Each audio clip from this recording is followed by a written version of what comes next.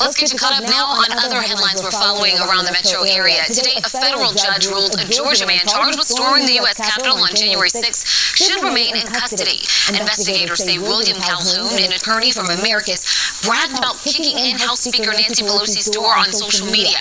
Prosecutors will now present the case to a grand jury, which will decide whether to indict Calhoun. He faces charges of entering a restricted building, violent entry, disorderly conduct, and more. And the thing is, he didn't harm anybody. He didn't hit anybody. He didn't hit Nancy Pelosi. He kicked in her door. Parallel that with what I'm about to show you. Parallel that. Here it comes. Information about a surge of people trying to cross the border. An El Paso magistrate judge ordered the release of people accused of assaulting National Guard troops during a so-called border riot. The judge, Humberto Acosta, said the El Paso District Attorney's Office was not ready for the detention hearings of each person. Now, the DA of people accused of assaulting National Guard troops during a so-called border riot. The judge, Humberto Acosta, said the El Paso District Attorney's Office was not ready I want y'all to hear that for the name. detention hearings of each person. Now, the DA charged hundreds of people trying to cross the border with riot participation. A couple weeks ago, they broke through a razor wire fence in El Paso. Remember, we showed you video in hopes of surrendering to U.S. Border Patrol for processing. Now, they face up to 180 days in jail, a fine of up to $2,000. The judge rejected the DA's request to postpone the hearings. The DA said this was unexpected.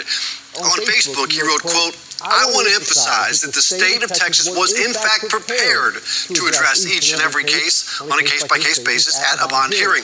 And it is patently untrue to say that the District Attorney's Office was unprepared for the hearings." Well, the NPR station in the area reports that public defenders in El Paso disagree.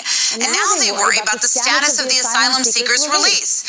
El Paso's Sheriff's Office says some of the people have been released to Immigration, Customs and Enforcement, but ICE has not made a statement about their whereabouts.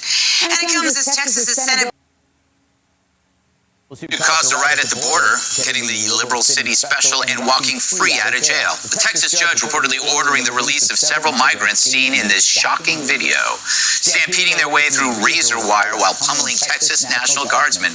The White House not bothered by the migrant madness and blaming Republicans for it.